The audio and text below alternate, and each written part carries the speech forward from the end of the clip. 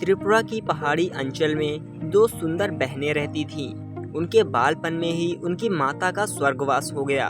उनके पिता पुरोहित थे। उन्होंने पत्नी की मृत्यु के बाद दूसरा विवाह नहीं किया। उन्हें यह डर था कि विमाता यानी कि उनकी सौतेली पत्नी उनकी पुत्रियों का लालन पालन ठीक ढंग से नहीं कर पाएगी। पिता के प्यार और दुलार में पुत्रियां पली बढ़ी। पुरोहित की आमदनी बहुत कम थी। वह झूम खेती के द्वारा आजीविका कमाता था। उसकी पुत्रियां भी पिता की परेशानी समझती थी, अतः वे अपने पिता से अनुचित मांग नहीं करती थी। बरसात के मौसम में उनके कष्ट और भी बढ़ जाते। कई वर्षों से मकान की मरम्मत नहीं हो पाई थी, अतः बरसात का पानी घर में घुस जाता।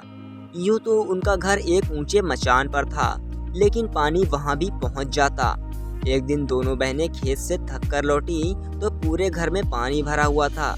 छोटी बहन के मुंह से आह निकली। वह तड़प कर बोली, दीदी अब हम क्या करें? ठहरो, देखती हूँ, शायद कुछ मायदूल पड़ा होगा।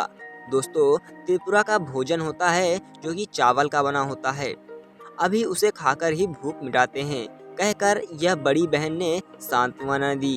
बड़ी बहन ने थैला टटोला, लेकिन खाने को कुछ नहीं मिला। सब कुछ बरसात के पानी में भीगकर खराब हो गया था।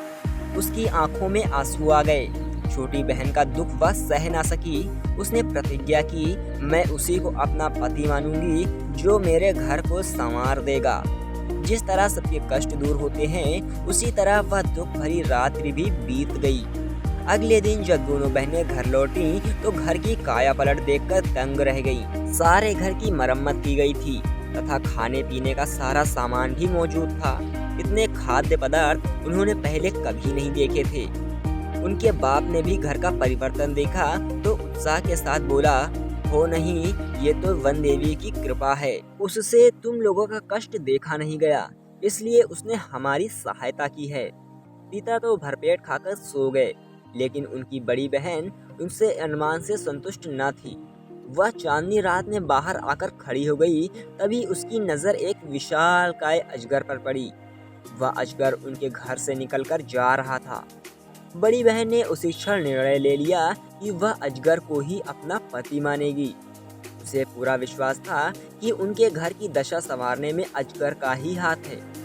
छोटी बहन के लाख समझाने पर भी वह अकेले खाना खाने नहीं बैठी। अब हार कर छोटी बहन ने अपने जीजाजी को पुकारा, जीजाजी जीजाजी खाना खाने आइए।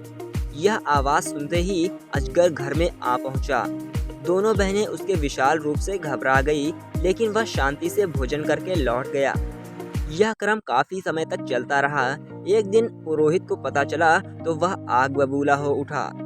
उसकी सुंदरी पुत्री एक अजगर को पति माने, यह उसे स्वीकार नहीं था। जब बड़ी बेटी खेत पर गई तो उसने छोटी बेटी से कहा, तुम रोज की तरह जीजाजी जीजाजी पुकारो। छोटी ने सोचा कि शायद उसके पिता उससे मिलना चाहते हैं। उसने फिर हाँक लगाई, कुमुई कुमुई माइटा ननी फाइददू। अजगर जैसे ही मचान के पास पहुंचा, आग में छिपे पुरोहित ने तेज हथियार से उसके टुकड़े टुकड़े कर दिए। छोटी फूट फूट कर रोने लगी। बड़ी बहन ने जब अपने अजगर की मृत्यु का समाचार सुना तो वह दुखी हो गई। कुछ ही दिनों में उसके मन में अजगर के प्रति प्रेम भाव जाग गया। उसके वियोग से वह कल्पना से भयभीत हो उठी। बिना एक शब्द कहे वह नदी की ओर चल दी। छोटी बहन भी उसके पीछे पीछे चल दी। बड़ी ने आंखें बंद की और रोती रोती नदी के पानी में उतरती चली गई। बेचारी छोटी उसे पुकारती रही, मत जाओ दीदी, मत जाओ। बड़ी बहन जैसे ही नदी में उतरी तो सीधे एक राजभवन में पहुंच गई। जल के नीचे इतना सुंदर महल देखकर वह दंग रह गई। प्रवेश द्वार पर उसका अजगर पति उसके स्वागत के लिए खड़ा था। उसके बाद वहीं वो लोग सुखपूर्वक रहने लगे। दोस्तों, अगर आपको हमारी यह वीडियो पसंद आई हो तो प्लीज़ दोस्तों इस कहानी को लाइक करके हमारे चैनल को सब्सक्राइब करना ना भूलें, क्योंकि दोस्तों ऐसी वीडियो कहानी बनाने में बहुत मेहनत लगती है। तो दोस्तों मिलूंगा ऐसी ही नई वीडियो कहानी के साथ अगले दिन।